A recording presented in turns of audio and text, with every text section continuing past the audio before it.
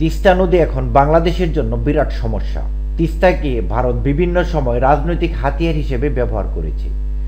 তিস্তা চুক্তি বাস্তবায়নের নামে ভারত আমাদের থেকে সুবিধা আদায় করে নিয়েছে। বাংলায় তারা কানেক্টিভিটিও স্থাপন করেছে। বিনিময়ে আমরা কি পেলাম? তাদের সঙ্গে এখনও আমাদের বাণিজ্য ঘাটতি রয়েই গেল। তিস্তা আমাদের জন্য মহাবিপর্যয়।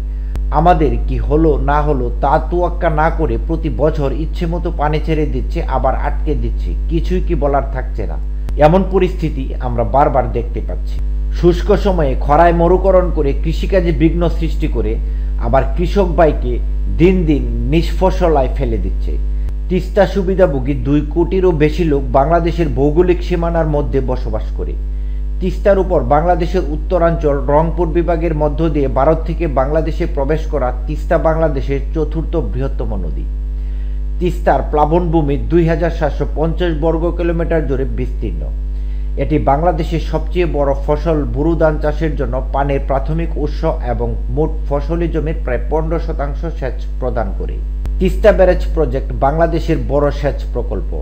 এটাও তিস্তার পানির উপর নির্ভরশীল। এ প্রকল্পটির অন্তর্ভুক্ত উত্তরবঙ্গের 6টি জেলা যথা নীলফামারী, রংপুর, দিনাজপুর, বগুড়া, গাইবান্ধা ও জয়পুরহাটের আওতাভুক্ত 7,50,000 হেক্টর জমি বিস্তৃত। তিস্তা উত্তরবঙ্গের মানুষের জীবন জীবিকা ও অর্থনীতি ওতপ্রোতভাবে জড়িত। অধিকার আদায়ে প্রতিবাদ করে কোনো প্রতিকার হয়নি। বন্ধু ভাবাপন্ন হৃদয় নিয়ে চেষ্টা করেও ব্যর্থ হয়েছে। অস্বীকার করার কারণও নেই, এরা আমাদের পরম প্রতিবেশী বন্ধু দেশ। ভারত যদি বড় রাষ্ট্রের বড়াই নিয়ে মুরব্বিয়ানা ভাব দেখায় তাহলে কি সমস্যার সমাধান হবে? তিস্তার অতীত ইতিহাস তিক্ততায় ভরা ছিল। আমাদের স্বাধীনতা অর্জনের পর থেকে তিস্তার পানি বন্টন নিয়ে বাংলাদেশ ও ভারতের মধ্যে বিরোধ চলে আসছে। 1972 সালে যখন নদী কমিশন গঠন করা হয় তখনও স্পর্শকাতর ও জনগণের প্রত্যাশা বিবেচনায় প্রধানমন্ত্রী পর্যায়ে গঙ্গা ও তিস্তার পানি বন্টন ইস্যুর মীমাংসা করার সিদ্ধান্ত হয়। দুর্ভাগ্য, শেখ মুজিবুর রহমানের 3.5 বছরের শাসনামলে কোনো ইস্যুরই মীমাংসা হয়নি। অন্যদিকে ভারতকে একতরফাভাবে ফারাক্কা চালুর অনুমতি দেওয়ায় আমাদের জাতীয় স্বার্থের অপূরণীয় ক্ষতি হয়েছে। ফারাক্কা বাঁধ নিয়ে বাংলাদেশের জনগণ মাওলানা ভাসানীর নেতৃত্বে বিশাল লং মার্চ করে ভারতকে কাঁপিয়ে দিয়েছিল। সেটা ছিল প্রতিবাদী ঐতিহাসিক লং মার্চ। পাকিস্তান থেকে দেশ স্বাধীন হওয়ার এত বছর পরও তিস্তা সমস্যার সমাধানে ভারতের আগ্রহের ঘাটতি দেখা যাচ্ছে। উপকূলের পথে তিস্তার দৈর্ঘ্য 400 কিলোমিটার জুড়ে ভারত মর্জিমাফিক বাঁধ নির্মাণ করে চলেছে। এর মধ্যে রয়েছে পশ্চিমবঙ্গের গজলডোবার তিস্তার বাঁধ নির্মাণ। গজলডোবায় বাঁধ স্থাপিত হয়েছে 1998 সালে। তিস্তা নদীর বাংলাদেশ সীমান্তের 60 কিলোমিটার উজানে ভারত সরকার এই বাঁধ নির্মাণ করে। এই বাঁধে 54টি গেট রয়েছে, যা বন্ধ করে তিস্তার মূল প্রবাহ থেকে পানি বিভিন্ন খাতে পুনর্বাহিত করা হয়। প্রধানত তিস্তার পানি তিস্তা ও মহানন্দা খালে পুনর্বাহিত করার উদ্দেশ্য নিয়ে এই বাঁধ স্থাপন করা হয়েছে। 2918 কিলোমিটার দৈর্ঘ্য তিস্তা মহানন্দা খালের মাধ্যমে জলপাইগুড়ি, দার্জিলিং, উত্তর দিনাজপুর, দক্ষিণ দিনাজপুর, কোচবিহার ও মালদহ জেলায় কৃষিকাজের জন্য সেচের পানি সরবরাহ করা হয়। কার্যত তিস্তা নদীর পানি গজলডোবার বাঁধের মাধ্যমে বিহারে মেচি নদীর দিকে প্রবাহিত করা হচ্ছে। সেখানে ফারাক্কার উজানে এই পানি ফুলহান নদীর মাধ্যমে পুনঃসরবরাহ করা হবে। মেচি নদীতে একটি বাঁধ নির্মাণ করা হচ্ছে, যার ফলে উত্তরবঙ্গ ও বিহারে ভারতের আন্তঃনদী সংযোগ পরিকল্পনা বাস্তবায়ন হবে। তাছাড়া সিকিমে 2টি জলবিদ্যুৎ বাঁধ তো আছেই, একটি কুলেশানিতে ও অন্যটি উজানের দিকে। ভারত সরকার তিস্তায় আরও নতুন বাঁধ নির্মাণ করার পরিকল্পনা করছে। একের পর এক বাঁধ নির্মাণের কারণে পানি প্রবাহ মারাত্মক বিঘ্ন ঘটেছে।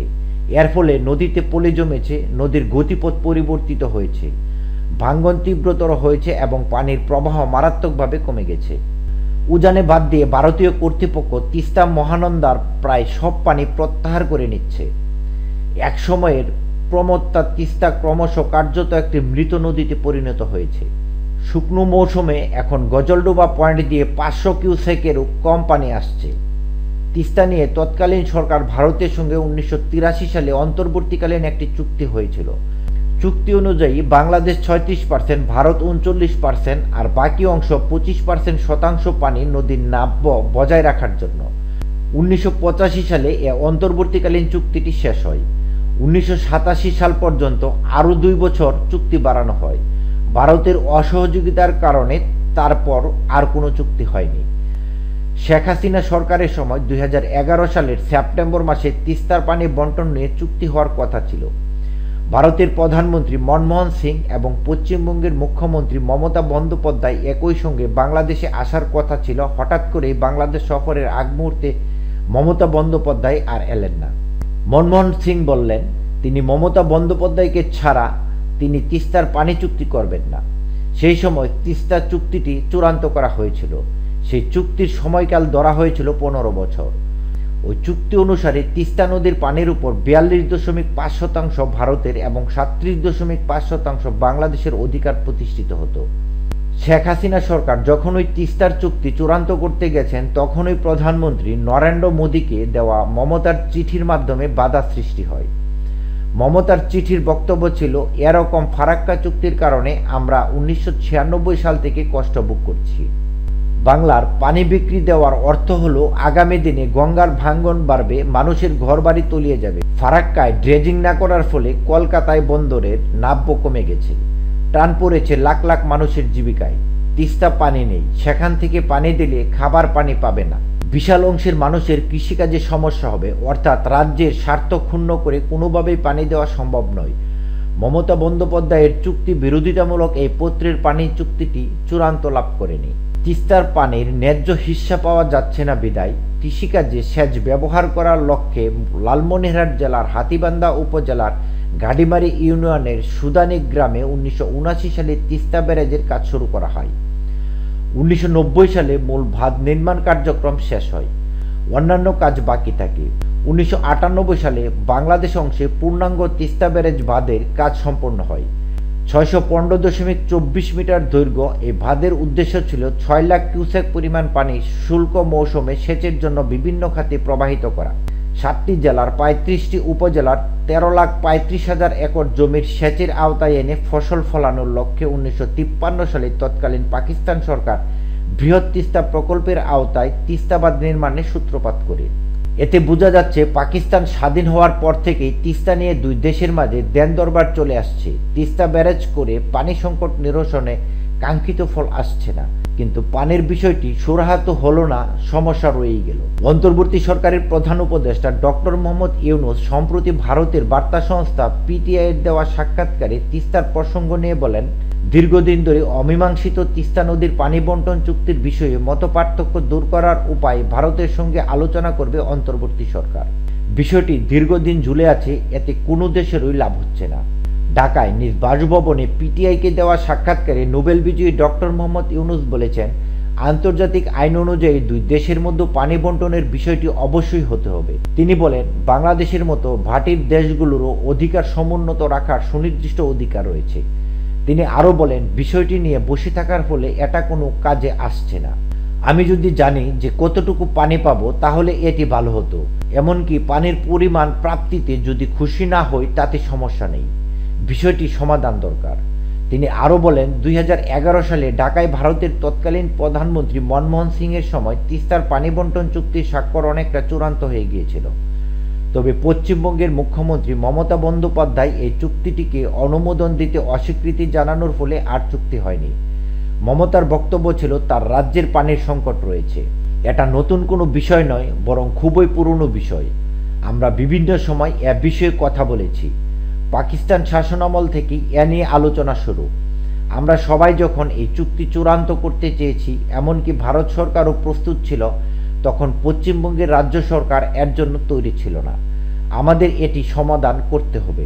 বাংলাদেশের মতো ভাটির দেশগুলোর নির্দিষ্ট অধিকার সমুন্নত রাখতে চাওয়ার অধিকার থাকার বিষয়টি পুনর্ব্যক্ত করেন ডক্টর মোহাম্মদ ইউনূস। তিনি আরও বলেন, আন্তর্জাতিক নিয়মনীতি মেনে এ বিষয়ে সমাধান করতে হবে। ভাটির দেশগুলোর নির্দিষ্ট কিছু অধিকার রয়েছে এবং আমরা সেই অধিকার চাই। নোবেল বিজয়ী ডক্টর মোহাম্মদ ইউনূসের আন্তর্জাতিক পর্যায়ে গ্রহণযোগ্যতা অধিকার আদায়ে সোচ্চার মনোভাব নতজানু পররাষ্ট্রনীতির ঊর্ধ্বে থেকে তিস্তার ন্যায্য পানির হিস্সার একটা সমাধান আসতে পারে বলে বাংলাদেশের জনগণ স্বপ্ন দেখতে শুরু করেছে। সেই স্বপ্ন বাস্তবায়নের অপেক্ষায় থেকে আমরা ধৈর্য ধারণ করি। ভারতের সঙ্গে তিস্তা চুক্তি এগিয়ে নিতে আন্তর্জাতিক মহলে দাবি তুলে ধরা হবে বলে জানান পানি সম্পদ উপদেষ্টা সৈয়দা রিজওয়ানা হাসান। সম্প্রতি সচিবালয়ে বিশ্ব ব্যাংকের প্রতিনিধিদের সঙ্গে বৈঠক শেষে সাংবাদিকদের প্রশ্নের জবাবে তিনি এসব কথা বলেন। এ সময় উপদেষ্টা বলেন, অধিকারের কথা বলতে বাংলাদেশ পিছপা হবে না। বাংলাদেশ ভারত সুসম্পর্ক থাকলেও তিস্তার ন্যায্য হিস্সা আদায় হয়নি।